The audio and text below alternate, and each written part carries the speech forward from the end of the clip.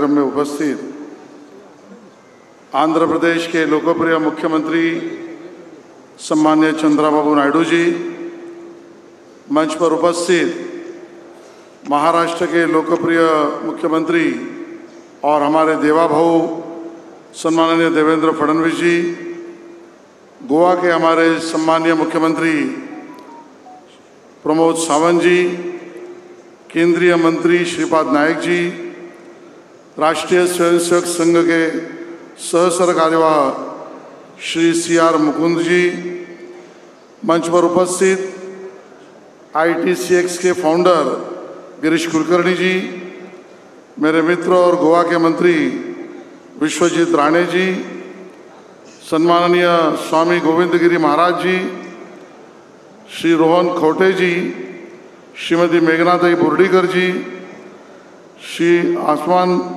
सत्य प्रसाद जी और इस कार्यक्रम के आयोजक प्रसाद लाड जी, प्रवीण दरेकर जी, नीता प्रसाद लाड जी, श्री BR नायडू जी और उपस्थित सभी मंदिर और उससे संबंधित सभी भाई और बहनों,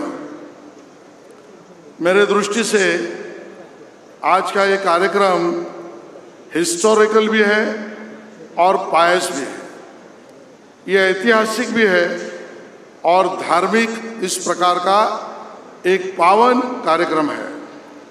और उसकी वजह स्पष्ट है कि प्रयागराज में महाकुंभ एक तरफ चल रहा है, वो अपने श्रद्धा का महाकुंभ है, और आज तिरुपति में यहाँ पर एक मंदिरों का महाकुंभ चल रहा है, वो भक्ति का महाकुंभ है। और इसके लिए इस भक्ति के महाकुंभ में मैं आप सबका यहाँ पर स्वागत करता हूँ। आद्य शंकराचार्य जी ने ये कहा था कि मुक्ति के मार्ग 3 हैं, एक ज्ञान है, दूसरा कर्म है और तीसरा भक्ति का है। कलयुग में इस मुक्ति के मार्ग में जाने के लिए भक्ति का मार्ग सर्वश्रेष्ठ है, ये मानने की परंपरा पूरे भारतवर्ष में काफ़ी तेजी से बढ़ती चली गई। अब उस भक्ति का मार्ग, उसका माध्यम क्या होगा? तो उसका माध्यम एक निराकार इस प्रकार के शक्ति को साकार करना, उस निराकार को साकार करना ये मूर्ति स्वरूप में होगा, और उस मूर्ति की रक्षा पूजन ये करने की व्यवस्था ये मंदिर होगी। और इसके लिए एक प्रकार से बड़ा समाज ये मानता है मोक्ष और मुक्ति के लिए जाने वाले भक्ति मार्ग की मूर्ति की स्थापना और उसका माध्यम ये मंदिर है।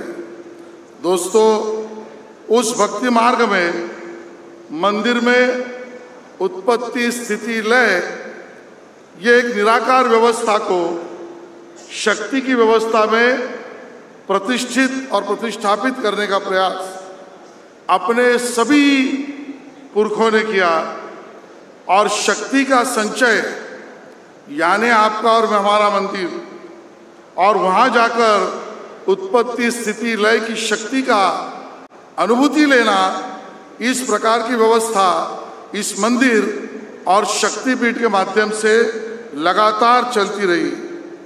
दुर्भाग्य ये रहा, कलयुग में आते आते अनेकानेक प्रकारों से, अनेकानेक विकारों से शक्ति स्थल मंदिर और शक्तिपीठ उसकी विटंबनाएं और तकलीफें ज़्यादा पैदा हुई।